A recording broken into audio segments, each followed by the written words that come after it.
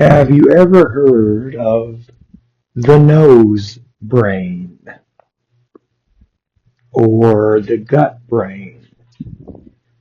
These parts of our bodies that have minds of their own or brains of their own or neuronal circuits of their own. What does it mean when people say follow your nose? Didn't even Gandalf say that, like in Lord of the Rings, The Fellowship? It's been a while, but didn't he say like he smelled something and he knew which way to go? Or I could be completely misquoting and misremembering this. I think there might be a funny smell in the air throwing me off. But the gut brain too, that's the thing about a lot of psychiatric medication, is that, particularly antidepressants, is that they are primarily processed in the stomach and the intestinal lining.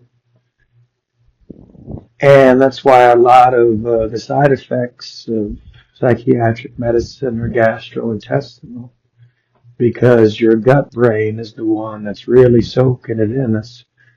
You swallow a pill, you don't take a needle injection to the brain. Like, the main place that pill goes is your stomach. So they're made to be digested, psychiatric pills are. And like I said, that kind of happens in the stomach. That's where you swallow goes, is the stomach, and then it goes from there. It doesn't go to the brain when you take a pill. It doesn't shoot up your nose brain. You don't snort it, for example. I guess you could. Some do. Adderall, for example. People like to snort that, psychiatric medicine. That's kind of a funny way to bypass the nose or the gut brain and go straight for the nose brain, if you know what I'm saying. And that can have its own sort of different chemical reaction. Faster, for example, digestion. Takes longer than snorting some Afrin or Adderall. That's why we snort cocaine and don't cook a meal with it. We want that to kick in. But a man's way to his heart is to his stomach, because that is how you access his gut feelings.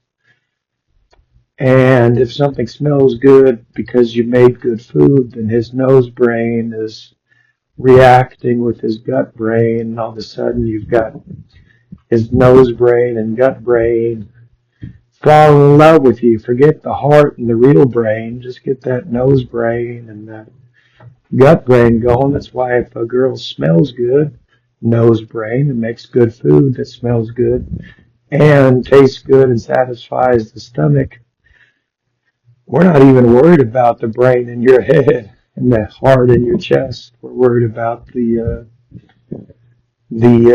heart of your stomach and the wisdom of your nose. And these are just two parts of the body that have brains of their own. If you smell something disgusting as opposed to something good, you get queasy. The nose brain goes to the stomach, and the knee bones connect to the thigh bone.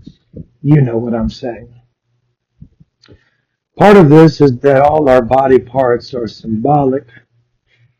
You stand on your own 2 feet, you square your shoulders, you lift your head up, you face the future with your eyes wide open, you have ears to hear, eyes to see, strengthen, grit your teeth and clench your fists, or make an open hand. All of these bodily gestures have symbolic elements to them. And the body is symbolic in itself. And Auguste Comte would say, I think it was him, the sociologist, that this society is like the human body. It's structural functionalism. It's every body part has a purpose that fits into the whole, and if one goes wrong, they're all off. So a perfectly healthy body is like a perfectly healthy society. Everything in its proper place, serving its proper function. And an unhealthy society is like an unhealthy body. Let's say you have a above average vandalism rate that's like a toxic kidney. And if you have a toxic kidney, it might spread to somewhere else. And if one part is affected, they're all affected. So the body is a metaphor for existence. I think that the human body is kind of like the earth in a lot of ways. I mean, we're made from the dust of the earth. From dust thou wast taken, and from dust thou shalt return. So the body is like the earth, and as a matter of fact, not to get too deep, but the earth was baptized in the flood of Noah. That was earth's baptism. It was immersed in water, all of it. As the story goes, it was all immersed, baptism by immersion, a flood covering the entire physical earth and dirt or dust of the earth. So all the dust of the earth was covered with water. So the dust body or planet earth was baptized and washed by water. But as Joseph Smith would tell you, you might as well baptize a bag of sand as a person if you don't also confer the gift of the Holy Ghost upon them after baptism. They're two separate ordinances that go hand in hand, baptism and confirmation, or baptism and receiving the Holy Ghost.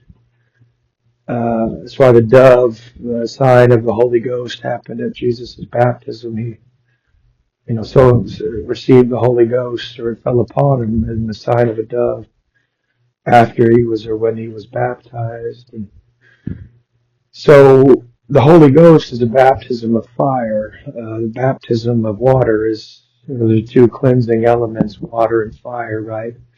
And so earth, like I was saying, was baptized in the flood of Noah, but in the second coming of Jesus, it is, according to the Church of Jesus Christ of Latter-day Saints doctrine that I sustain here, is it's going to be baptized with fire. Water, the baptism, fire, the Holy Ghost. And so earth is going to reach its resurrected and immortalized and glorious state of a celestial sphere. Whether we're on it when all that happens and everything's said and done depends on us. But the earth is going to do its part and has been. I mean, it's going to fulfill its measure of its creation, more or less, just like animals and plants are. It's like they're saved, like animals and plants, these living things. Because anybody who says a plant isn't living is wrong, and obviously an animal who somebody says isn't living is wrong. I mean, what about fungi and starfish and amoebas? Anything alive is going to be resurrected. Anything living that's ever been on earth is going to be restored to its physical existence. If you give it enough time, it's going to get its physical form back and it won't die again. That's the blessing of the resurrection. It's a free gift to everything that's ever existed on earth. It's coming back. You're not getting a taste of this life and just evaporating. If you made it this far, you're getting your body back. You've tasted a body, you're getting your body back, and that's because of the resurrection of Jesus. The resurrection is a free gift to all living things that have ever existed on this earth. Now, everything beyond that is for a different topic. And I have no idea how I got to this point. I was having gut feelings. My nose brain was, I think I smelled some pepper earlier. I think I took a whiff of pepper and that started this. And boy, do I have ears to hear. Y'all take care.